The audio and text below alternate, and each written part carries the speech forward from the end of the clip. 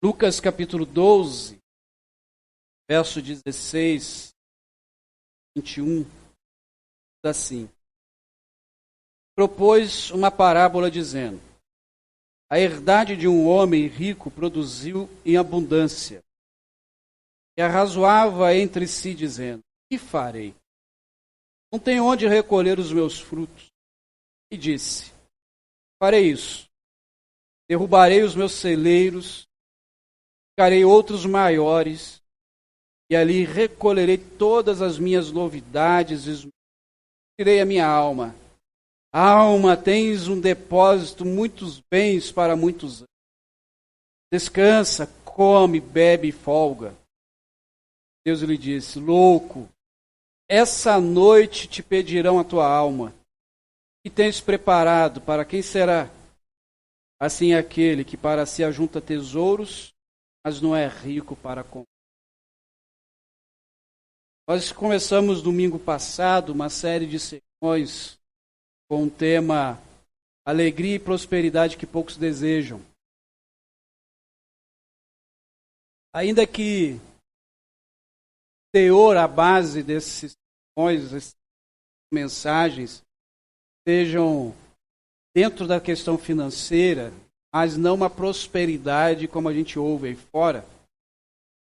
Mas a ideia é que a gente realmente coloque o nosso coração no lugar certo.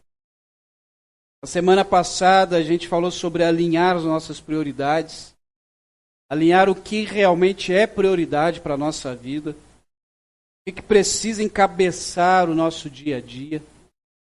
Nós vimos que como igreja, e igreja instituição, igreja que tem CNPJ, tem um lugar físico, ela inclui questões financeiras. Como, por exemplo, falei da cadeira. Ora, quem sabe, né, Deus pode aí levantar alguém e doar as 100 cadeiras para a gente. Não vou achar ruim um caminhão encostar aqui amanhã. Não vou, ainda vou tirar foto e mandar para vocês. Mas, como igreja, tudo se envolve as questões financeiras. A luz, a água, a forma, várias outras coisas, a cesta básica que se doa, tudo envolve isso. Também a gente aprendeu que os recursos, primeiro é Deus que nos dá.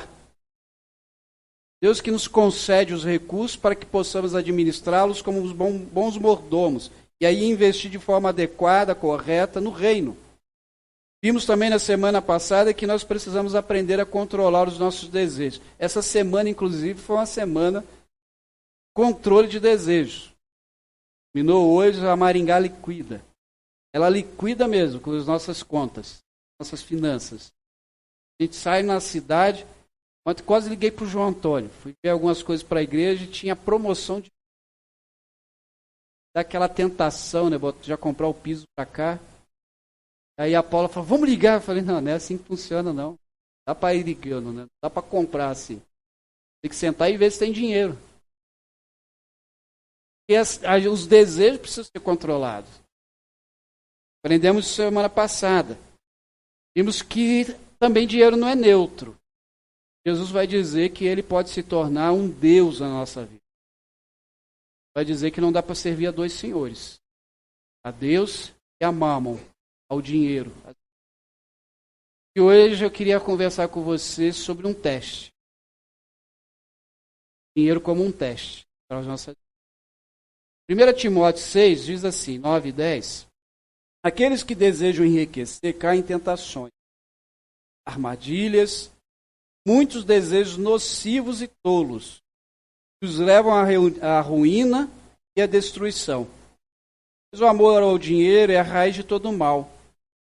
E alguns, por tanto desejarem dinheiro, fiaram-se da fé, afligiram a si mesmo com muito sofrimento. O que Timóteo está ensinando aqui não é que dinheiro é ruim. Ele deixa bem claro que é o amor a isso. Amor ao desejo de posse, poder também se envolve. Quando nós nos apegamos demais ao dinheiro, por falta ou por muito. Esse problema também. E a falta dele, a gente se apega. Aí a gente trabalha demais, busca demais. E aí a gente precisa analisar o porquê da falta. O baixo salário, que a maioria nós passamos com a crise do nosso mundo, mas ter demais também é um problema, quando a gente está centrado demais nele. Me lembro de um encontro de casais que a Paula e eu participamos, e entraram nesse assunto. E o palestrante ele disse o seguinte: olha, eu conheço um casal que os dois juntos, já faz tempo, os dois juntos ganhavam por ano mais de 100 mil reais. Tem uns 8 anos que isso aconteceu. 100 mil reais, os dois por ano. Já pensou, irmão, ganhar isso por ano? Pagam uns boletos legal, não dá? 100 mil. Eles estavam quase se separando por causa do dinheiro. Eles compraram 2 imóveis. Ela comprou um apartamento na beira da praia. Ele comprou uma chácara. Num feriado prolongado, ele disse assim: a semana que vem nós vamos para a chácara. Ela olhou para ele: não, nós vamos para o apartamento na praia porque eu não comprei chácara. Começaram a brigar. O dinheiro tomou conta da vida do cara. Possuiu o caso. Virou um Deus. Ter amor é isso, é um problema. Não é querer ganhar melhor. Não é esse o problema que pode estar dizendo. Você querer ter um pouco mais, trabalhar, estudar, fazer um concurso que quer melhorar a situação financeira, isso não é pecado, pelo contrário. Se a gente lê a palavra de Deus, a gente encontra os grandes homens e mulheres de Deus, eles tinham posses. Abraão, Moisés. Moisés estudou na melhor faculdade do seu tempo, na faculdade do Egito. Fez pós-graduação. Ele tinha tudo para ser um sucessor do faraó. Bem sucedido. Eles não tinham apego a isso. Por exemplo, eu confesso, eu quero ganhar um pouco mais. Para ter dinheiro assim, mas para aquele momento em que eu compro um lanche ou pago o gás. Nós entendem bem isso. Não fazer mais essas escolhas. Não, dá para comer o lanche porque o gás já está comprado. E a gente precisa o quê? Correr atrás, desenvolver. Não é errado. Mas o perigo é quando esse desejo toma conta. O pastor bem antigo, né, o Moody, ele disse o seguinte, que o uso dos bens materiais é um teste de caráter. Aqueles que não podem usá-los com sabedoria não merecem ter responsabilidades espirituais. Quando a gente não sabe usar algo que é deveria ser tão fácil, como recursos materiais, como dinheiro, mas nós somos usados por eles, ele vai dizer: olha, vocês não merecem nem ter responsabilidades espirituais. Trabalhar na igreja, porque vocês não sabem usar isso. Timóteo vai dizer ali que há 2 coisas que precisamos tomar cuidado, que são tentações e armadilhas. As tentações de querer ter, de possuir, vai nos levar realmente a cair em algumas dificuldades. Lá no Rio de Janeiro, esse aqui a gente chama também assim, mas quando criança a gente usava muito arapuca para pegar passarinho. Alguém aqui já fez isso? Já fez arapuca para pegar passarinho? Malvados, hein? Mais jovens sabem o que é uma arapuca? Vai ter que ensinar isso para eles. Né, Gentil? E o que a gente fazia? Lá tinha uma arapuca, parecia uma gaiolinha. Você colocava a comida ali com bastante cuidado, porque ela desarmava muito fácil. Na hora que o bobinho do passarinho chegava lá para comer a comida, aquilo armava, ele se debatia, ele pulava ali dentro, ficava preso. Esses desejos de só possuir, Timóteo está dizendo, de amor ao dinheiro, é como uma arapuca, que quando a gente vê, a gente já caiu. Foi tomado por isso. Foi dominado. Por isso que Jesus vai dizer: onde estiver o seu coração, aí está teu tesouro. Onde que teu coração está sentado? Tesouro maior. É por isso que você vai lutar, é por isso que você vai correr atrás. Quando nós éramos mais jovens, aí eu, principalmente, até por mim, não pelos outros homens casados, quando eu era mais jovem, fazia de tudo para estar sempre junto com a Paula. Fui bem esperto, né? Ela era vizinha, era só descer as escadas. Não precisava viajar, não precisava... A gente fazia de tudo. Estar junto. E ali estava o meu coração. E assim são com as demais coisas. Seu coração é centrado no reino de Deus. Você vai fazer de tudo para que esse reino possa evoluir, possa prosseguir, possa crescer. Tentações com relação ao dinheiro se aparecem ou se apresentam como grandes oportunidades que às vezes a gente não quer perder. Quando nós vemos, a gente já foi lançado no marapu. Até agora, de brincadeira, mas é um cuidado que precisamos ter com as promoções que a nossa sociedade lança. Às vezes a gente compra coisa que a gente não precisa porque estava num preço. O texto da parábola que lemos, que Jesus ele começa a falar dessa parábola porque ele é interrompido. Dois homens no meio da multidão para resolver uma questão financeira. Eles queriam que Jesus dissesse ali, um para o outro, que deveriam dividir os bens. Era costume naquele tempo de procurar um rabino, um mestre da lei, para ajudar em questões legais. E eles interrompem Jesus, e Jesus se recusa a envolver nessa situação. Não porque envolvia dinheiro, era isso. Em outros momentos em que Jesus dá respostas com relação a dinheiro. Mas é porque Jesus conhecia o coração dos dois homens. No verso 14 de Lucas 12, diz assim, Jesus respondeu, homem, quem me constituiu juiz ou partidor entre vós? Jesus faz essa interrogação, essa pergunta para eles, justamente porque ele percebe no coração desses homens que não havia um coração transformado. Havia outros interesses ali. Os dois homens procuram Jesus porque eles estão mais interessados em bens materiais do que no que o outro está sentindo, no que o outro está passando, no que o outro está vivenciando. Você se recorda, semana passada eu falei sobre isso, que quando o dinheiro toma conta dentro desse sistema mundano que nós vivemos, o outro passa a ser não mais o nosso próximo a quem nós devemos amar, orar, enfim. Mas o outro passa a ser como um bem, uma forma de eu conquistar, de eu ter algo. Eu chegar a um fim, conquistar. Trabalha em empresas, por exemplo, sabe muito bem disso. A gente que fez estágio ano passado, e esse ano a gente vai fazer uma palestra na mesma empresa, essa empresa ela diz que ela entende como que funciona o funcionário, o colaborador, né? Agora é mais funcionário. O teor é o mesmo, mas só mudou a palavrinha para ficar mais bonito. E a dona, conversando com a gente, ela disse o seguinte, olha, muitos colegas empresários dizem assim, olha, teus problemas ficam lá fora, aqui dentro você tem que trabalhar. Ela disse o seguinte, olha, eu sei que o meu colaborador aqui, ele não está em caixinha, ele não tem um botãozinho de liga.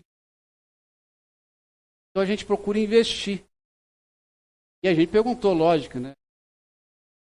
Como que você investe? Falou, tem um funcionário aqui que a gente está pagando para ele terapia. Tem outros funcionários que nós pagamos, dependendo da faculdade que ele quer fazer, até quase 100% está relacionado à empresa. E a gente quer ver o nosso funcionário bem, o nosso colaborador bem. É uma visão de que não é somente uma ferramenta que está ali dentro daquela empresa, mas é um ser humano. É raro de se ver. Muito raro. Esses homens que procuraram Jesus, eles eram da banda em que olhava o outro como uma oportunidade de se dar bem. Jesus lança essa parábola. Lembra, dinheiro é um problema. Corrói nosso coração. O Salmo 62, verso 10 diz que se as riquezas aumentam, não ponham nelas o seu coração. Conforme você vai aí adquirindo riquezas, bens, cuidado com a soberba. Cuidado com aquela coisa de se achar melhor do que o outro. Isso envolve qualquer coisa na nossa vida. Não só a questão do dinheiro, mas o poder, uma promoção na empresa, uma faculdade que terminou, ou você continua estudando e chegou até o mais alto nível dos estudos, um pós-doc, você começar a se achar melhor do que os outros. Como cristãos, nós sabemos que Jesus nos ensinou, quanto mais conhecimento temos, mais servos devemos ser. Mais conhecimento, mais devemos servir. Não estou desanimando você a buscar conhecimento. Estou animando você a servir. A colocar o teu coração no serviço. E Jesus já havia dito o que está em Salmos 62:10. Que onde está o vosso tesouro, aí está o seu coração. Quando o coração é tratado, todas as outras coisas, elas andam muito bem. Quando o nosso coração, a nossa mente, ela entende Jesus, que era o dono de tudo, o ouro da prata, mas se entregou. E a gente coloca o nosso coração nisso, nós não deixamos que ele se torne um coração avarento, um coração egoísta. Porque a avareza, ela é a sede, é uma sede insaciável de ter cada vez mais. Parece que não tem fim. E nós vamos acreditando que sempre é necessário ter e ter e ter. E a gente parece que nunca chega em lugar nenhum. É a sede de ver o dinheiro como um Deus, como Jesus colocou. Vai dominando o coração da gente. Ter cada vez mais cargos, poder, desejo. Semana eu conversava com um pastor que está no meu coração o desejo de ajudar mais a nossa associação, orando por isso. E por alguns anos que a gente ia nas reuniões, eu voltava e ria junto com a Paula. Sempre era indicado para ser presidente ou vice-presidente da nossa. Na última eu brinquei com um colega, eu falei, pai, você quer perder a amizade? Para ajudar na nossa poder. Para alguns é poder. Mas tem gente que acha que isso aí é algo, é a última bolacha do pacote. O coração não está tratado. E assim também envolve o nosso coração como servos do Senhor quando se refere às questões financeiras. Que a avareza, esse sentimento egoísta, nos leva até mesmo a mentir, a agir de forma incorreta, nos faz pecar. Vocês lembram de Ananias e Safira? Qual é esse tal? Está lá em Atos capítulo 5, de 1 a 11. Não vou ler o texto todo. Ananias e Safira foram tomados pelo Deus Mamon, Deus dinheiro. Verso 1 a 4 diz que eles venderam uma propriedade. Ao vender a propriedade, retiveram parte do dinheiro, levaram aos apóstolos, dizendo que era aquele o valor. Se você ler todo o texto, vai dizer que primeiro Pedro pergunta para Ananias, foi esse valor mesmo que você vendeu? Ah, foi. Fala, mas Deus revelou que não. Cai duro no chão, morto. Daqui a pouco chega a Safira, a esposa. Ela não sabia o que acontecia. E Pedro pergunta a mesma coisa. E aí Pedro diz, resolveram mentir ao Espírito Santo. Ela morre. O grande problema ali, irmãos, que as pessoas confundem ao ler o texto. Já ouvi gente pregando sobre isso, que eles deveriam ter entregue tudo. Na verdade, eles não precisavam entregar a nada. Não há um versículo no Novo Testamento, e principalmente em Atos, onde se diz que se você vendesse uma propriedade, você tinha que entregar o dinheiro. Não tinha. O problema nesse texto foi a mentira. Pior, Pedro deixa bem claro que não mentiram para ele como apóstolo, mentiram ao Espírito. Talvez o texto não diz, não há nada no texto dizendo a motivação da mentira. Mas eu acredito que eles queriam chamar a atenção para si. Alguma coisa inflamou o coração deles. Não era um coração tratado. Porque havia sim um ardor, um desejo na igreja primitiva por missões. E na cabeça dos nossos primeiros irmãos, Jesus ia voltar amanhã. Algo que a gente está perdendo.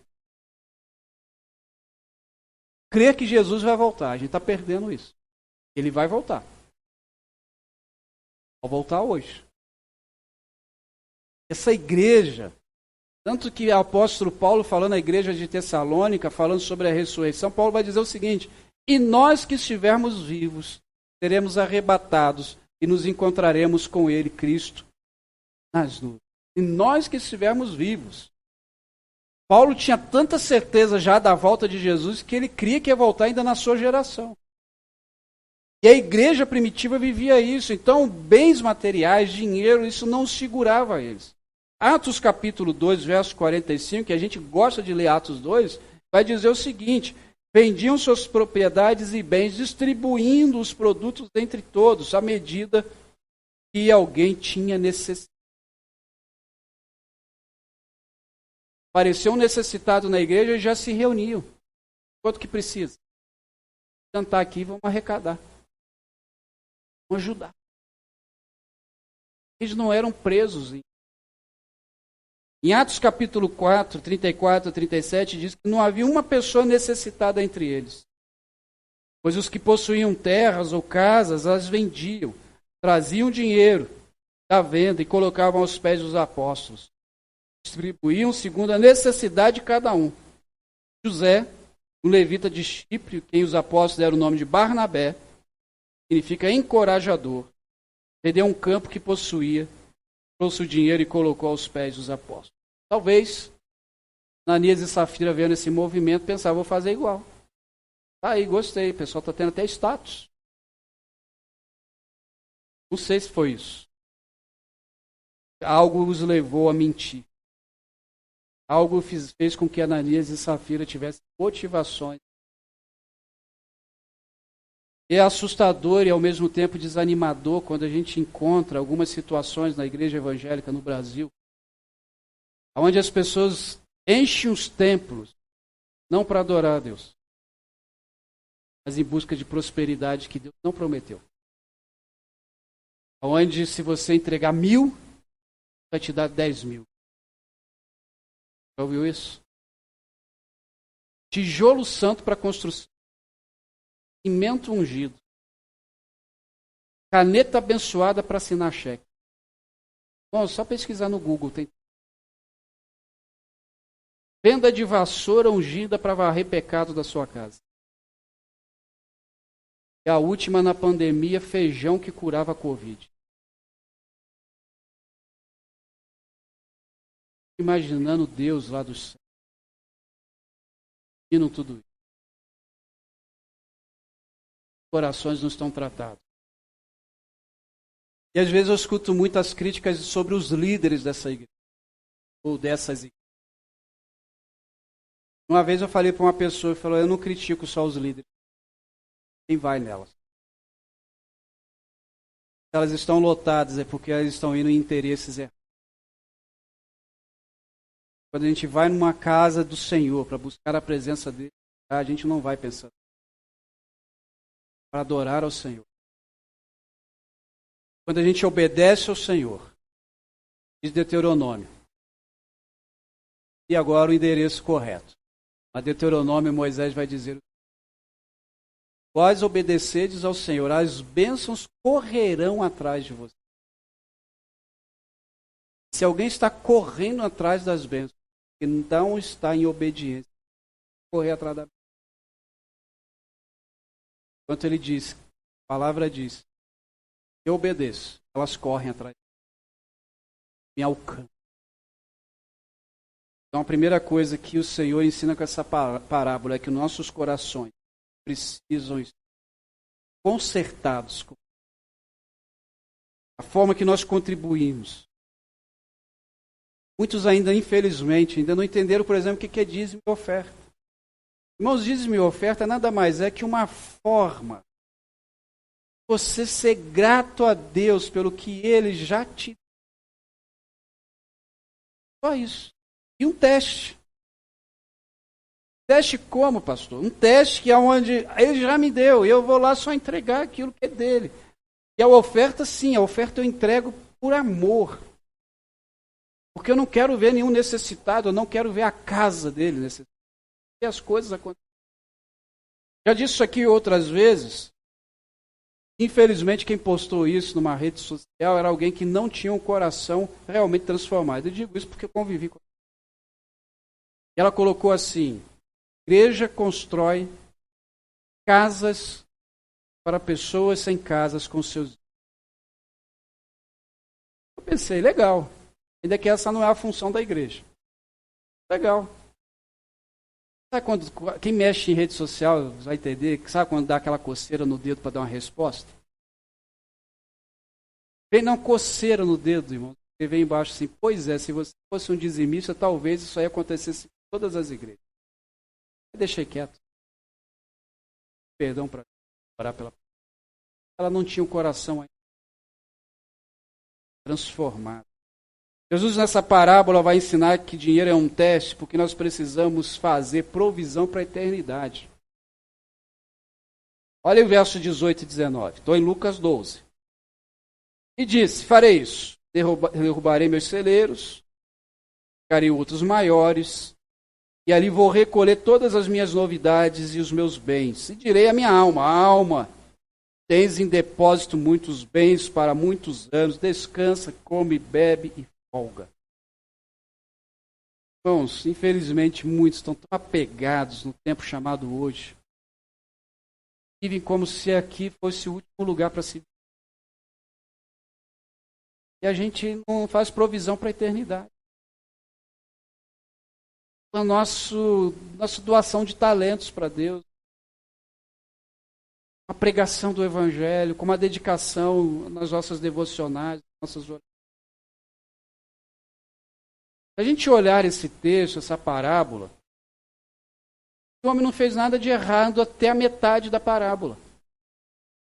Não é errado ele, como um produtor, querer ter estoque, ter provisão. Não é errado. Não é errado ele ter uma conta bancária um pouco mais gorda, até porque, se você entende um pouquinho até de agricultura, sabe que um ano pode assim, o agricultor arrebenta, ganha muito. No outro ano pode ser que ele não ganhe nada. Depende do clima, de outras coisas. Então, ao olhar da sociedade do seu tempo, de Jesus e do nosso, o homem não fez nada disso. Porém, ele esqueceu de algo muito sério. A quem ele deveria ser grato? A quem realmente ele deveria entender que controla tudo aquilo que ele fez, que ele recebeu. Lembra de uma mensagem que viver não é preciso? Se ele produziu é porque alguém chamado Deus fez com que tudo dê certo. Ele poderia levantar como agricultor cedo. Ele poderia pegar o maquinário dele, fazer o plantio, cuidar da terra. Isso tudo ele poderia e deveria fazer. Mas quem faz a semente crescer? Quem faz a chuva no tempo certo? Quem faz com que toda aquela semente que foi jogada à terra venha a produzir? É Deus. Esse homem da parábola, ainda que seja uma história, não algo real, mas algo que aquele povo daquele tempo entendeu e a gente também entende bem. Jesus está dizendo: olha, você se confiou demais em você esqueceu de algo importante. Sou eu que dou isso para você. E você só está pensando em provisão nessa terra. Salmo 104, 14 diz que ele faz crescer o pasto para o gado, as plantas para que o homem cultive e para que a terra e da terra tire. É Deus que cuida de nós. É Deus que nos dá provisão. É Ele que nos sustenta. E a gente precisa o quê? Se dedicar a isso. Dedicar ao reino, a esse Deus que nos dá. Ser gratos a Ele. Eu me lembro que uma vez oramos, não aqui, mas num outro ministério, por um rapaz, ele ficou desempregado.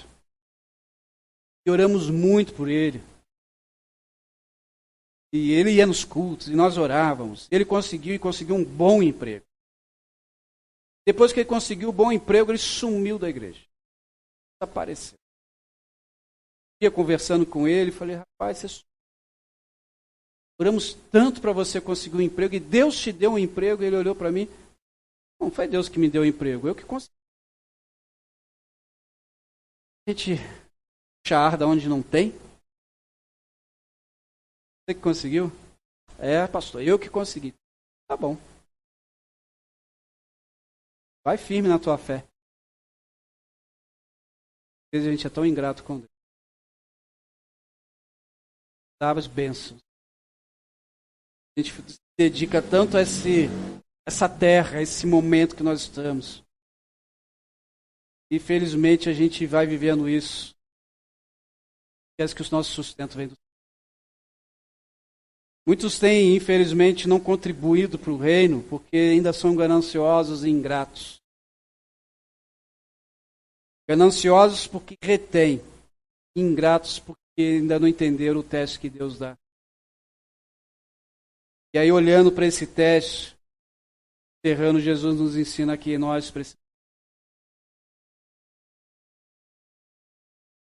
Verso 21 diz que assim é aquele homem que para si ajunta tesouros, não é rico para com Deus. Significa é ser grato, é ter gratidão.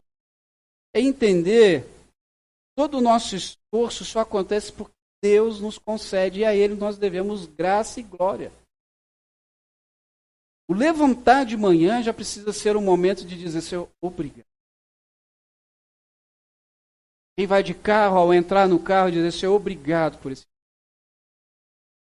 Eu só vou de ônibus. Desça por ter um ônibus. Vou a pé, agradeço por ter duas pernas. Ser grato. Ser rico para com Deus é ter enriquecimento espiritual. Irmãos, tem muita gente que é muito rica.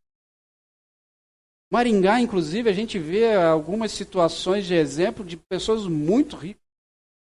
Conversando com um colega de faculdade, a gente tem aí sonhado com algumas coisas juntos. E aí ele falou, rapaz, esses dias quase que eu fui atropelado por uma Ferrari. Nossa, ele não te viu atravessar a rua? Não, eu estava no meu carro, mas ele estava correndo tanto que ele queria passar por cima de mim. Passou uns 100 e pouco na avenida. Falei. Ele, muito curioso, falei, eu fui ver o preço da Ferrari. Pensei, qual o valor? A zerada custa 8 milhões.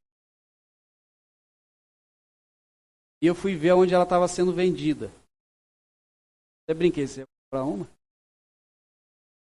6 milhões, porque ela já está um pouquinho rodada. Está embaixo escrito, né? É diferente de um golzinho, né? Ela está tudo escrito lá, até quanto você gasta por ano com ela. Aí, André. 300 mil reais gastos por ano com ela. Entre seguro, manutenção, 300 mil. Mais que a casa que eu quero comprar. Só em manutenção. Amém. Eu espero que alguém ganhe uma dessas.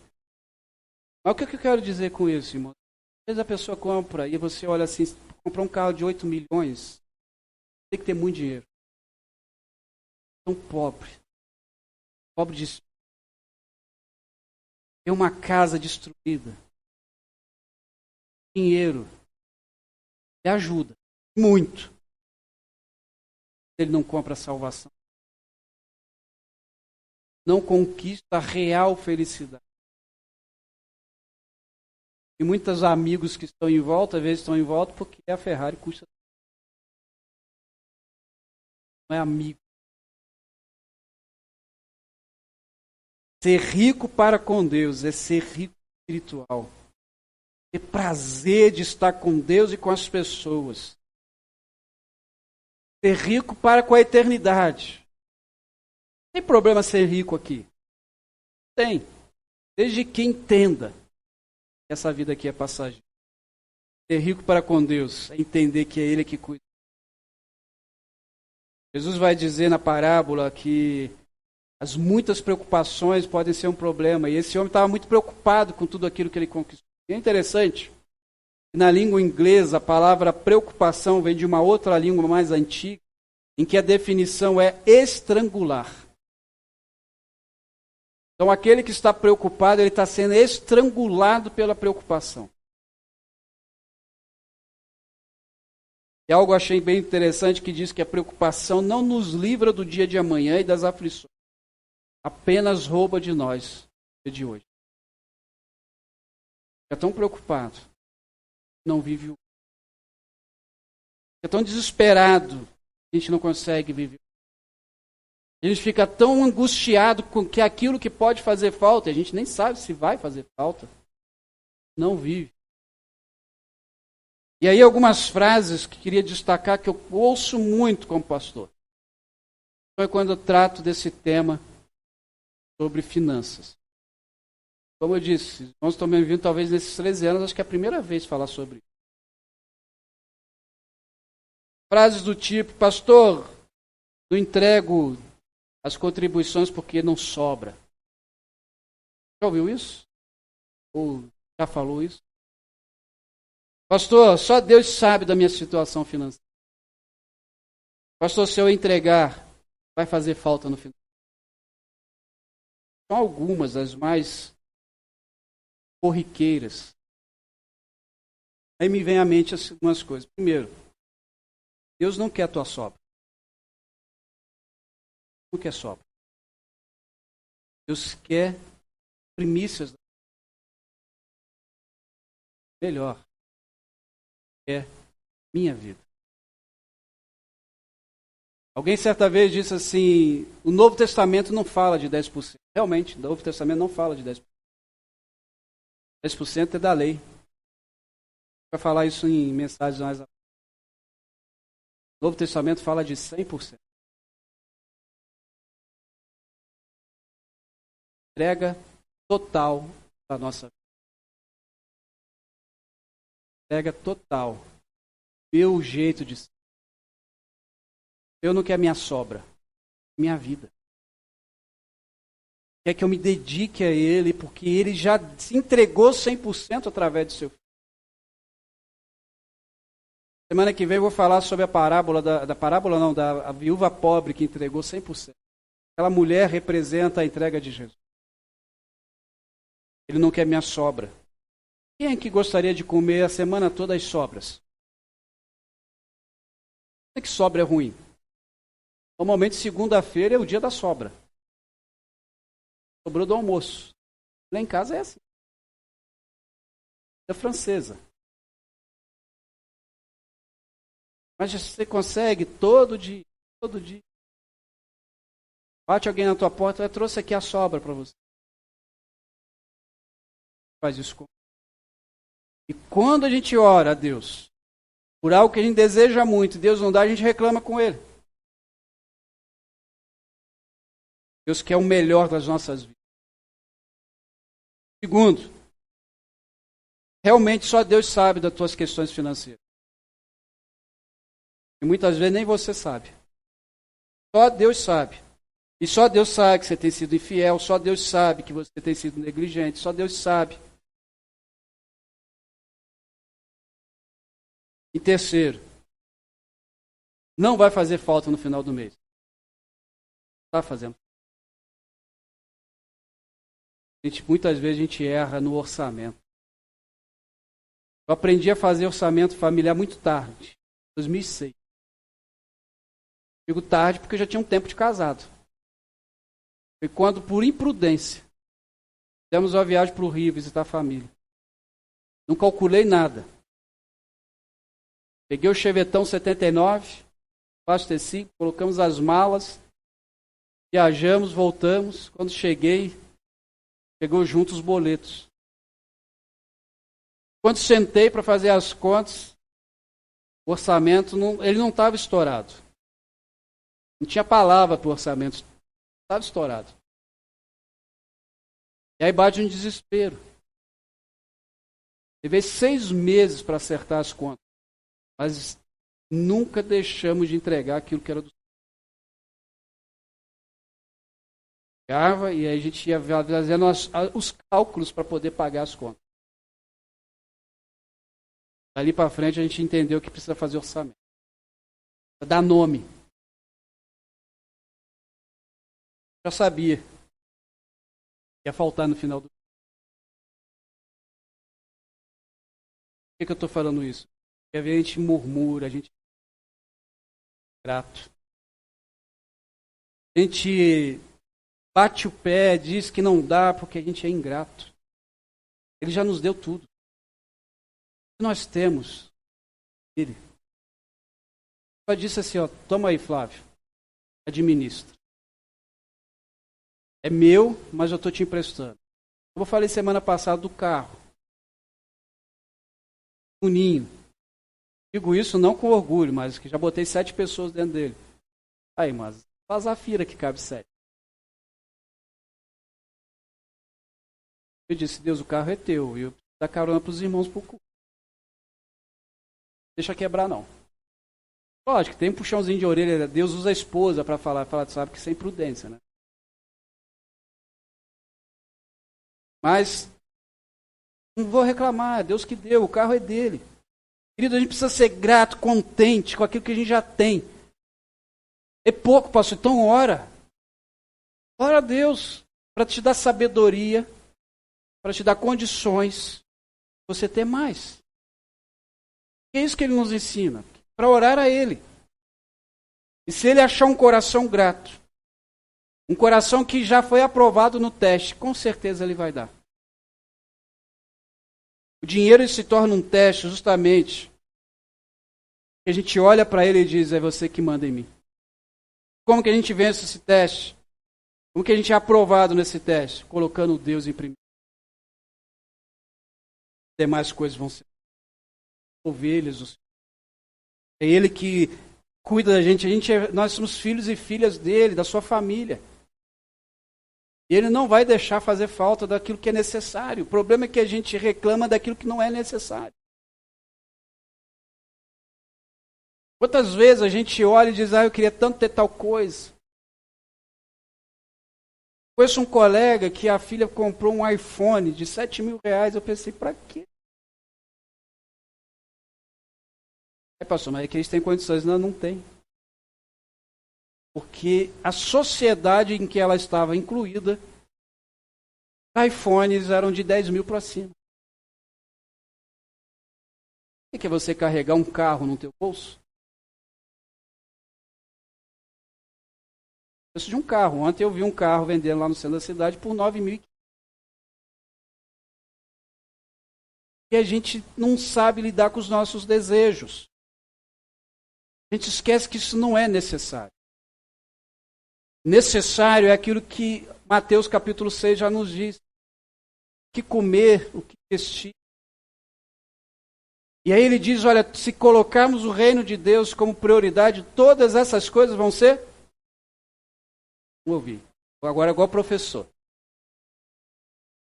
Nós colocarmos o nosso coração nas mãos de Deus, todas essas coisas vão ser acrescentadas. Então coloque o teu coração no reino de Deus. Olha para a pessoa do seu lado e diz, coloque o teu coração no reino de Deus. Pode dizer aí.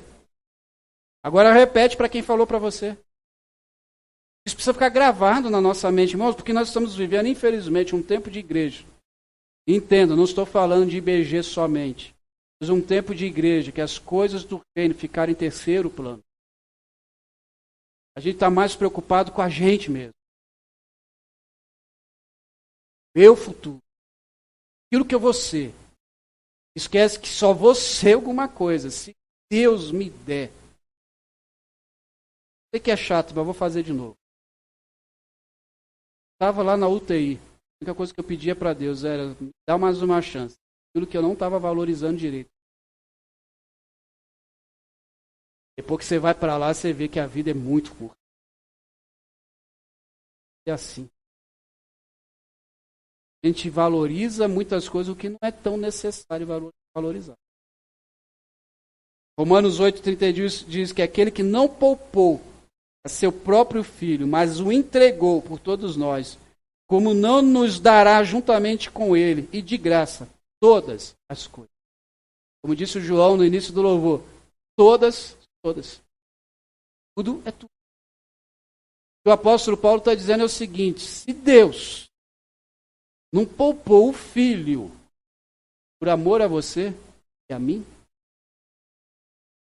ele não vai também conceder todas as outras coisas que nos são necessárias. Quero convidar você a fechar os seus olhos.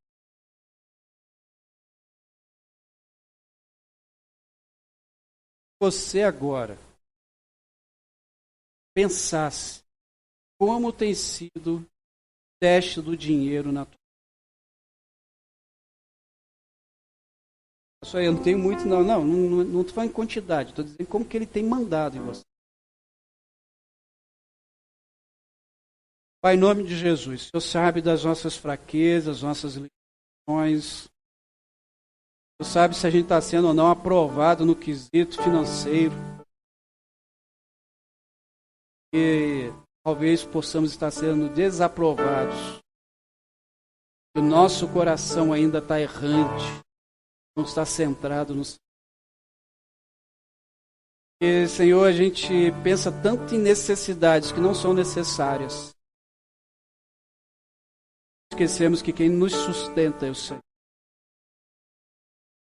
O homem da parábola esqueceu que quem fez ali toda aquela plantação ser tão próspera como foi, porque Deus deu a chuva, Deus fez a planta crescer, fez o fruto surgir, fez a colheita acontecer. Mas ele confiou somente nele. Pai, talvez alguém aqui só confie em si. Talvez o momento mais drástico do culto seja o culto da entrega, da contribuição. O coração ainda não está convertido. Ó Deus, Teu Espírito Santo, revele a cada um aqui presente que o teor da fala, da mensagem, não é uma troca financeira, entregar um dízimo e oferta, mas é confiar. É o Senhor que nos sustenta. Isso em todas as áreas da nossa vida. Na saúde, na família, no bem-estar, na roupa, na comida. É o Senhor que nos sustenta. Por isso, Senhor, nos leve para casa e possamos realmente refletir. Se realmente desejamos ter a alegria dessa prosperidade, sermos ricos para com o Senhor e ter uma vida espiritual enriquecida. Nos conceda uma semana de paz. Semana, Senhor, debaixo do Teu amor. Teu amor, ó Deus, nos traga um impacto. Tua graça seja manifestada e que Teu Espírito Santo nos console todos os dias. É assim que eu oro em nome. Deus te abençoe.